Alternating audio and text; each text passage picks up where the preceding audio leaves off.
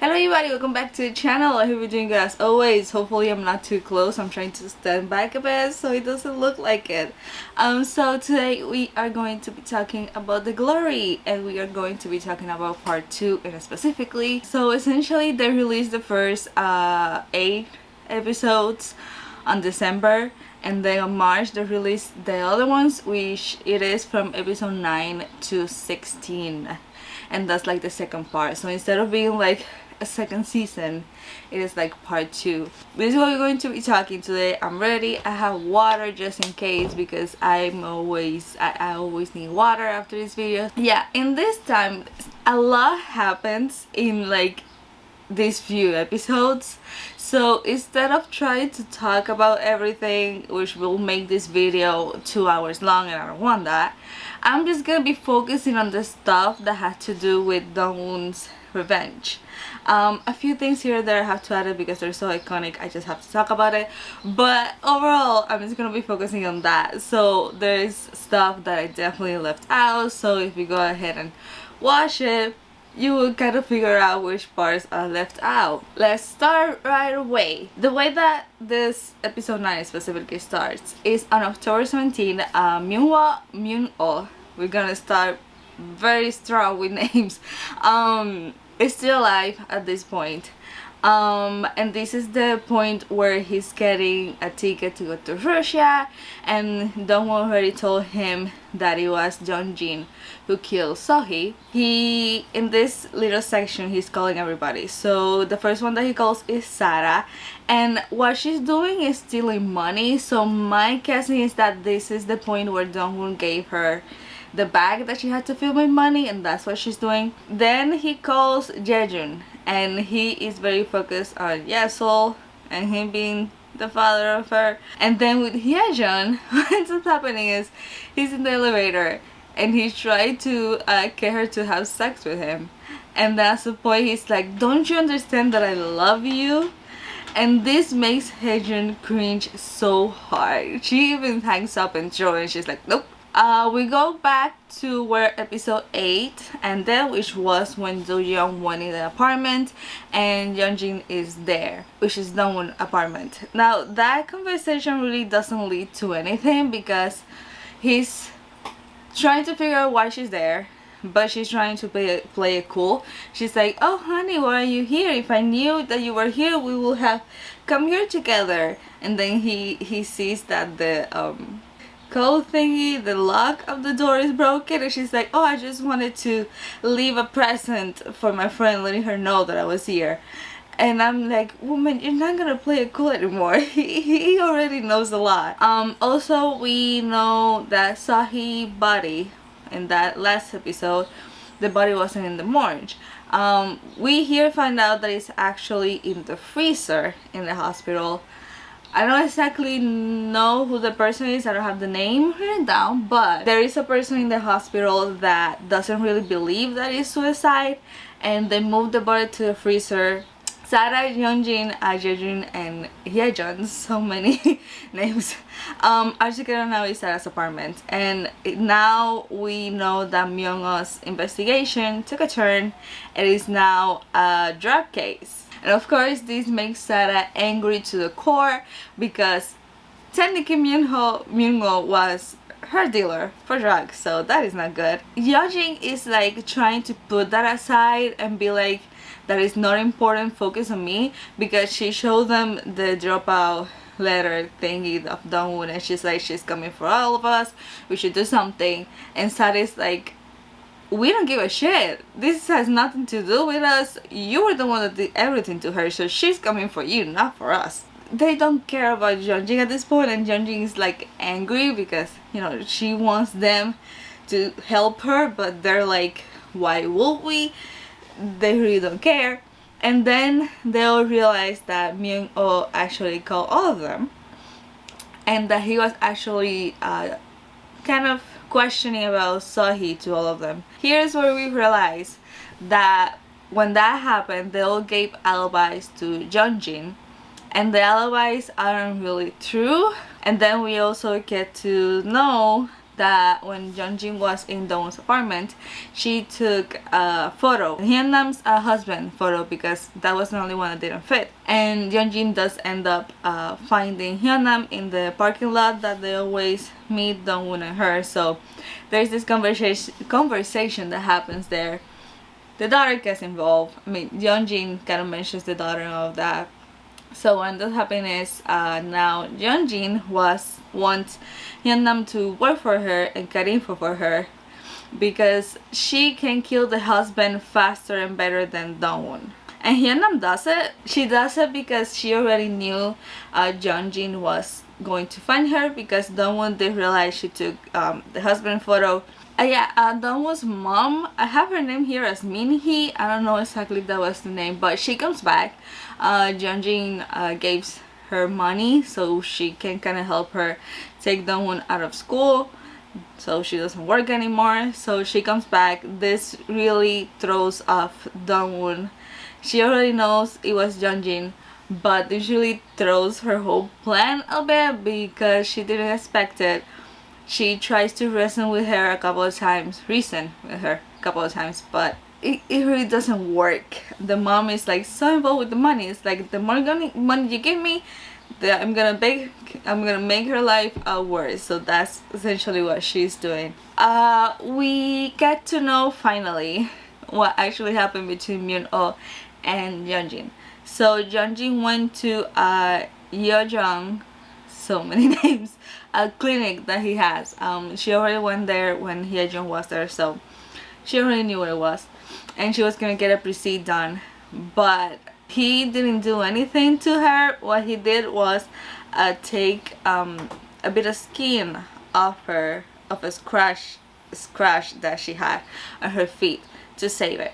We will later on figure out what that is. But here's where we get to know what exactly happened. They do end up meeting Myun-oh and Jeonjin in Siesta, the store, especially in the changing room. It doesn't feel like a changing room, but it is the changing room. And he's trying to record the conversation, but she already knows, and she pours alcohol on the phone, and she's like, I thought you were smarter than this. And he's like, I am. I have the evidence in my pocket that you did this and this to Sohee. So she believes him, and she gets in the pocket and take it out. It's not really nothing, it's a condom. That's what it is. And it's like, wow, now I know you actually did it. You know what? You need to give me this amount of money. If you have sex with me, I'll take this amount of money out. If you have sex with me without protection, I would take even more money. This sends her over the edge so much that she takes an alcohol bottle and hits him in the head twice, and by the second time he's not moving. So she freaks out, takes like a coat to cover because she's full of blood at this point, and goes out. And of course she calls her police friend. I don't have his name, but it is the police that always takes care of their issues, and they take the body and she burns everything, and they end up leaving the body in an abandoned morgue, I think it is. They clean the body, but they leave the body there. I think it is because they're waiting for rain to happen so they can dispose the body, so that way the evidence kind of wash away. I think that's why they did that. Yeah, there's this scene, it's gonna haunt me for life. I was trying so hard not to cry, but I did kind of end up crying because it's strong. Jeonjin goes to Hyunam's house, right? Because she hasn't been answering the phone. She's mad about it. So when she goes, she ends up telling her, hey, your husband is gonna be early here today because I didn't give him any money to gamble today.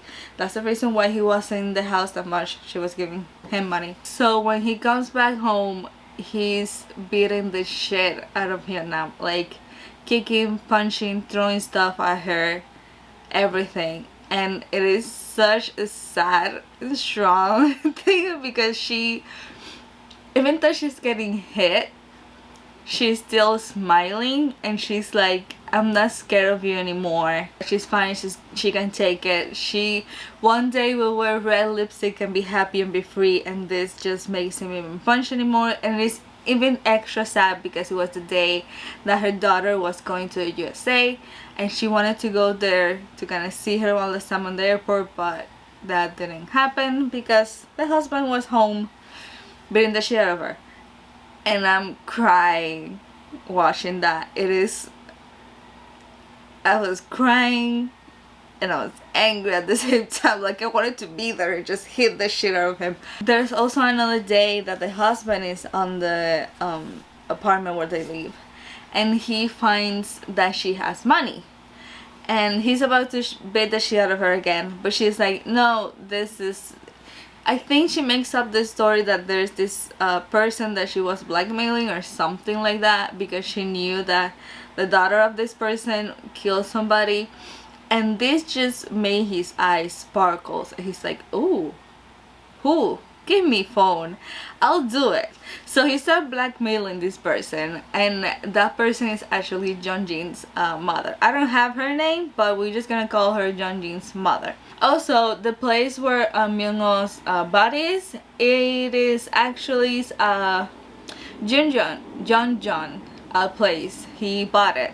So now he and Daewon have access to the body, and the person that is managing is already working with them as well. So another thing that happens, it's not really that it is important, but I'm only saying it because it sparks something else that happens that is also iconic and I love. There's this teacher in Daewon's school where she works, and he's a pedophile. I don't even have his name written down, but he's a pedophile. He takes pictures of the kids, you know, under the skirts and all of that. So she sends all of this. There's this teacher that gave her those photos, and he's like, please do something about this. So she ended up sending those photos to Jaejun, and of course Yesol's photos are there as well. So this sends Jaejun in a spiral to the point that he goes to the school and beats the shit out of that teacher. I'm telling you, he's full blood. Like, it's a miracle he's not there. And Yesol actually gets there and see it, and she even calls Do-young, of course, being like, uncle is here and this is happening, and Do-young's like, whoa, I'm just going there.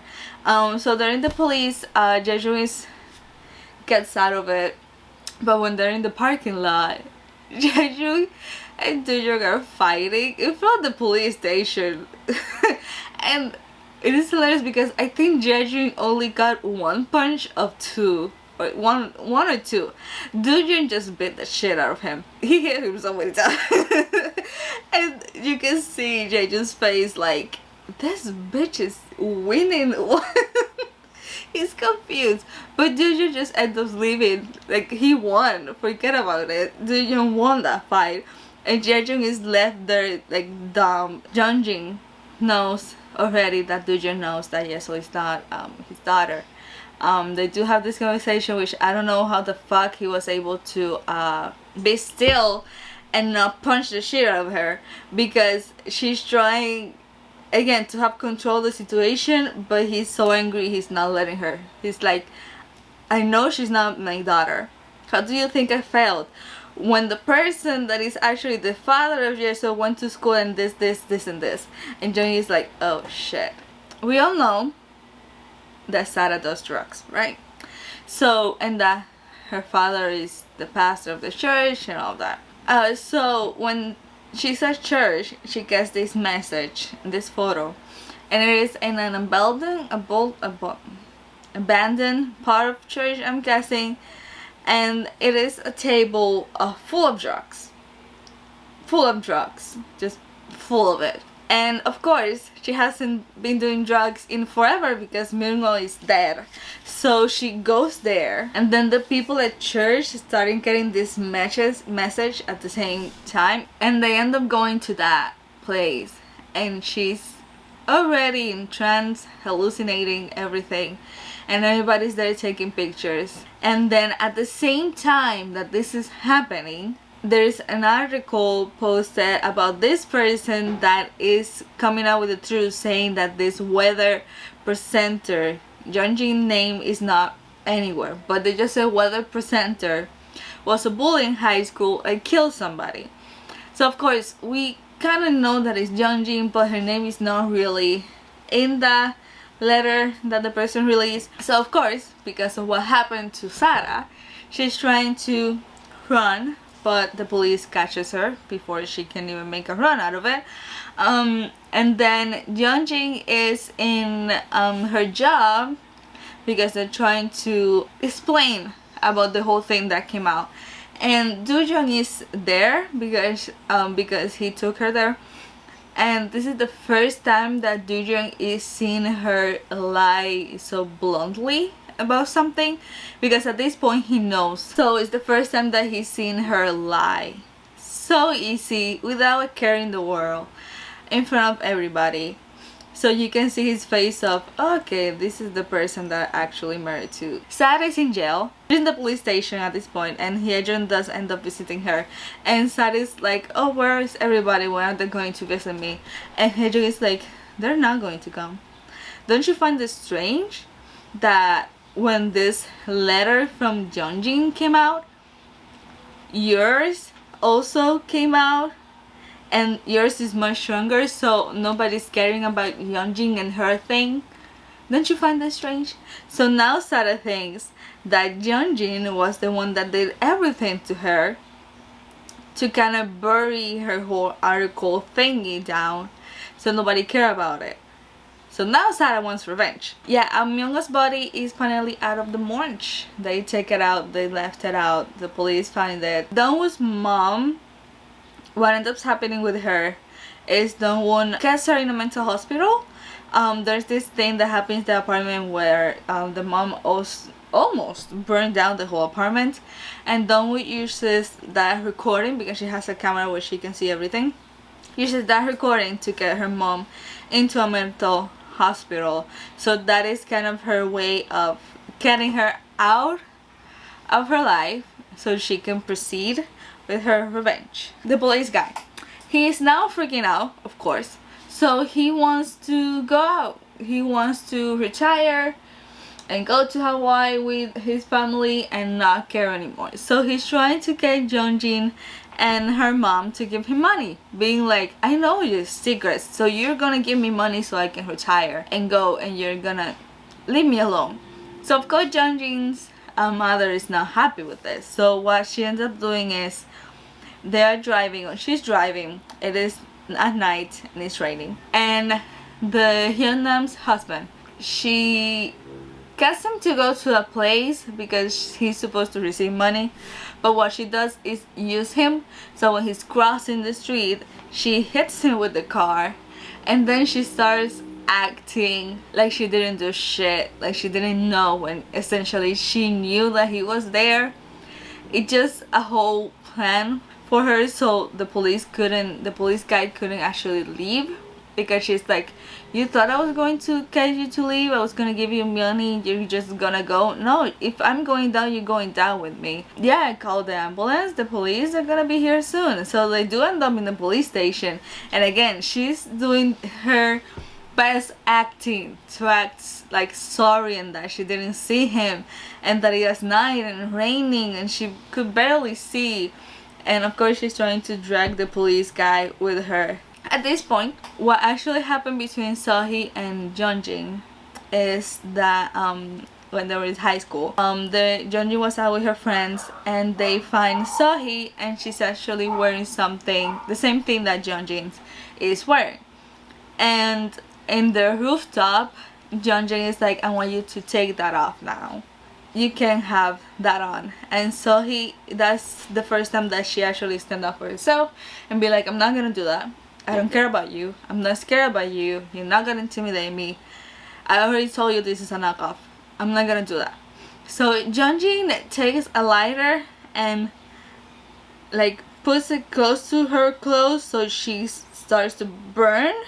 Don't know why, but she does that. So Sohee is grabbing her to kind of make her help her. Jeonjin ends up pushing her, and Sohee falls off the roof. Now of course, because it's Jeonjin, she immediately called the mother, and the mother is like, don't worry, get the hell out of there, I'm gonna call a police friend and he will take care of everything. And he does. And of course the whole investigation happens, and all of that, and the tag that has Jeonjin's name of it becomes, you know, a big piece, because it's the thing that Dongwon is using for everybody. He's trying to, because Dongwon has a fake one. Jeonjin's mother actually has the real one that she's supposed to burn, but she never burned. These two things are also iconic for me. I wasn't going to add them, but they're iconic to me, and I wanted to talk about them. So, as you know, Hyunam's husband is dead, and Hyunam is in the police station. And when she gets out, Jeonjin is there, and she's like, "You haven't answered me, this and that." And Hyunam ends up slapping her, not once, twice. And she's like, "You're not gonna talk about me like that. I don't care about you anymore. You're gonna leave me and my daughter alone, and you better not contact him anymore, because I'm not going to help you anymore." And goes. And if that wasn't enough, when Jeonjin turns, he sees the husband, Do-yeon. He's talking to this guy, he's giving her money, I think is what he's giving them, I don't know. But she goes up, he's like, "Honey, I didn't know you were here, what are you doing here?" And he's like, "Take this." It was, he gave her an address on a paper. And he's like, "This is where Suhi family is. I want you to go there and apologize, and if you don't, I'm just gonna divorce you." And she ends up like crumbling the paper and throw it away, and he's like, "Okay, you're not gonna do it, fine." And he turns around, called the lawyers, and be like, "Proceed with everything." And he's just walking, and I'm just like, the life of this woman is crumbling down. Yeah, Sarah releases a video that she took of Jeonjin when they were in high school, when the whole clothes thing happened with Seohee, where Jeonjin is like, "I'm gonna kill this person." She releases that video as a revenge, because of course she thinks that Jeonjin had to do something with the whole drug thing. So now Jeonjin doesn't have a job. So because of all of this, her final attempt to get people to pity her is do a press conference, and she's like, "Yes, I was this person, I'm not proud of it, it was a long time ago, and I'm not like that anymore." And then she revealed that Seohee was pregnant, 8 weeks pregnant. And this also makes Jaejun surprised, and it is because it was Jaejun's baby. All this time we're thinking that Myung-oh is the sexual person in the whole group, the one that sexually harass everybody, and he's like that type of bully. But no, Jaejun also does that. In Myung-oh's funeral, the only thing that happens that really caught me off guard is that Hyejun, as a final attempt to kind of, you know, fuck that up, I don't know, she sends a video to the chat that they have, and it's a video that Myung-oh had on his iPad, and it's basically a sexual video between him and Sarah. And of course Sarah is angry at Hyejun for doing that, so she takes the pencil that is on her head and stabs Hyejun like right here on the neck. It takes her vocal cords and everything. So she's bleeding there. She does that in front of everybody. Hyejun is still alive though. The thing is, she cannot speak anymore.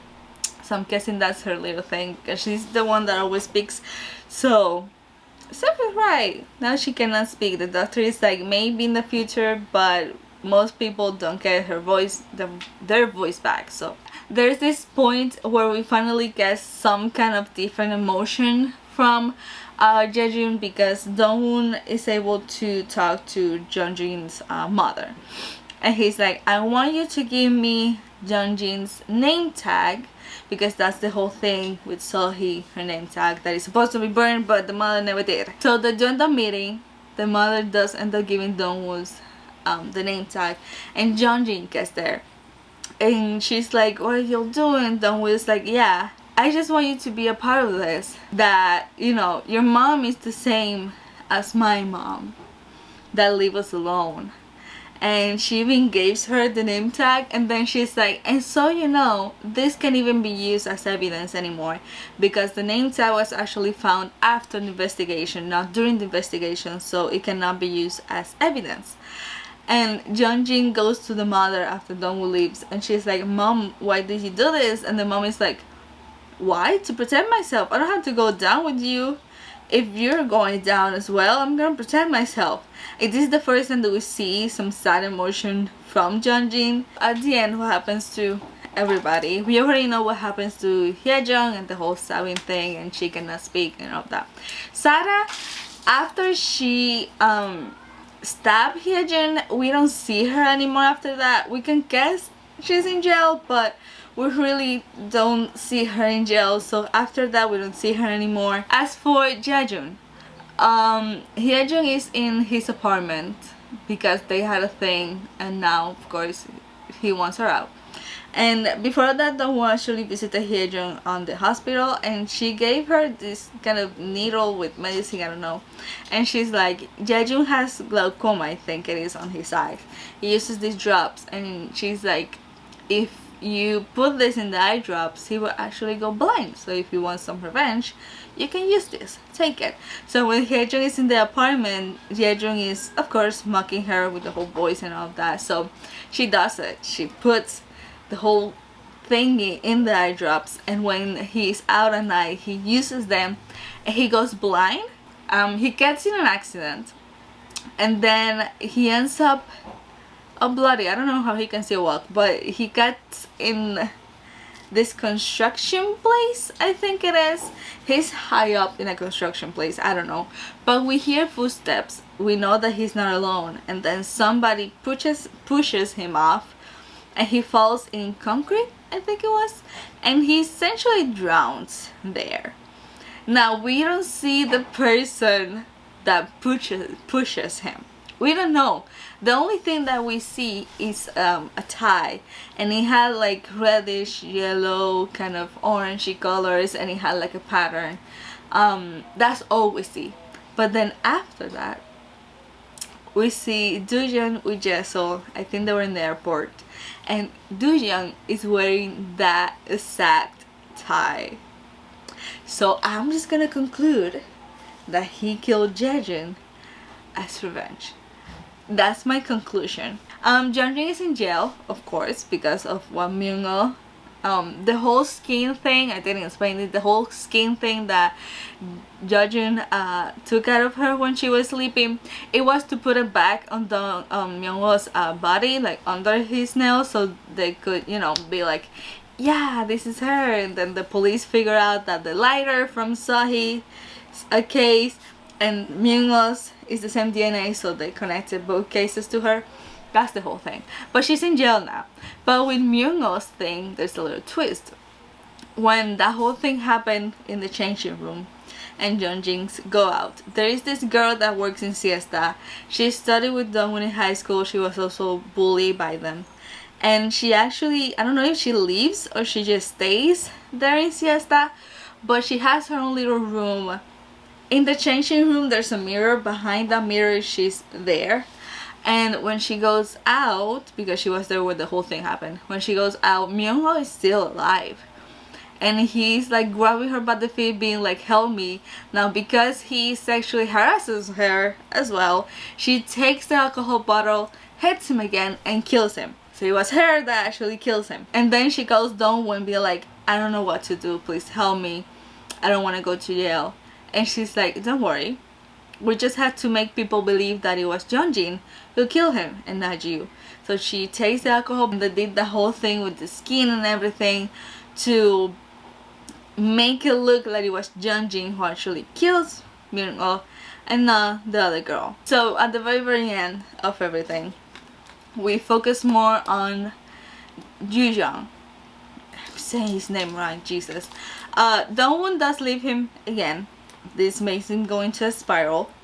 Dongwoo, I think she was going to kill herself, but Jujang's mother gets to her and be like, please don't help my son. He's not in a great headspace. Like, he needs you.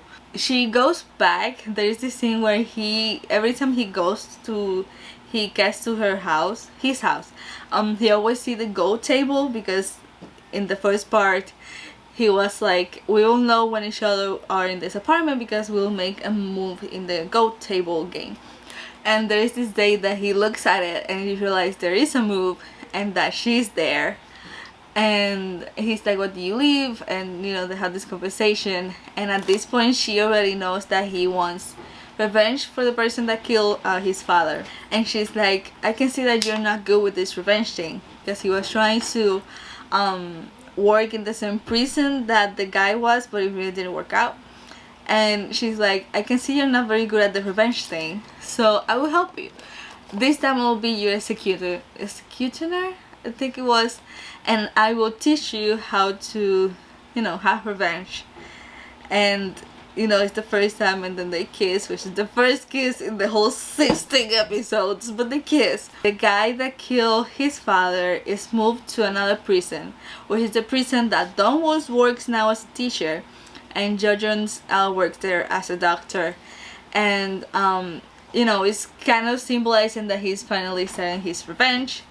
And then at the end, he and Dong-woon finally say I love you, and they go in the prison to work and, you know, work on his revenge, I guess. And that's how it ends. Now, like I said, that wasn't even everything in part 2. There's a lot more to it. There's just a lot more, so again, I will tell you to go watch it. There's a lot more iconic things. I just couldn't put all of them here because, again, this video will be like 3 hours long. That is not gonna be good. I haven't seen anything to this point that there's going to be like a part 3 or another season, because as far as I know, they recorded this part 1 and part 2 back to back, so that the whole thing, and they just split it in half. So being another part or another season hasn't really been discussed or anything like that. Netflix really haven't said anything about renewing it for another season. Mainly, I think the main thing why I like this is because of the way that Dong-woon gets her revenge. Because you may think she needs to go to jail because of what she did. I don't think so, because I feel like she didn't do anything.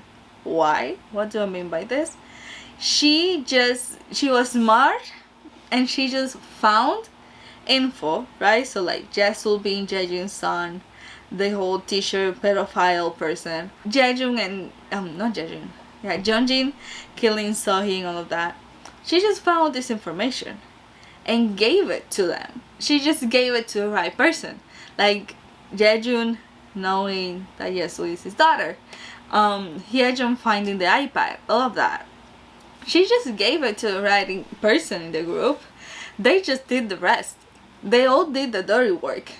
No one didn't need to do that much dirty work. Just get the info and give it to them. They did the rest. So that's a smart way of doing that. She just had to do that, put a bit of fire in it, and done. I think that's the main reason why I like this, because she did that. So yeah, I love this series. Again, I would highly recommend you watch it. I didn't talk about everything in part 2, and there's definitely stuff that I left in the video when I did part 1, so I would highly suggest you go watch it. It is an amazing series. I love it. I'm gonna leave this here. Hopefully this video is not long. I'm hoping it isn't. So yeah, thank you so much for watching. I hope you're doing great. Take care of yourselves, and I'll see you on the next one. Bye bye.